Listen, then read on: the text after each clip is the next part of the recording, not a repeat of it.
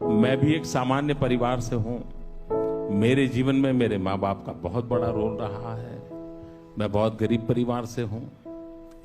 आप जानते हैं, मैं रेलवे स्टेशन पे चाय बेचता था। हमारे पिताजी तो रहे नहीं है।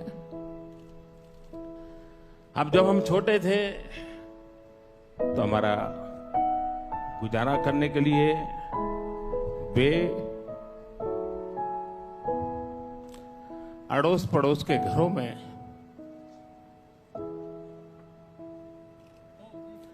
बर्तन साफ करना,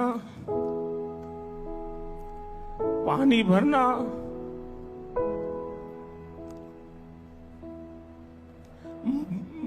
मजदूरी करना। आप कल्पना कर सकते हैं कि एक मां ने अपने बच्चों को बड़ा करने के लिए कितना कष्ट उठाया।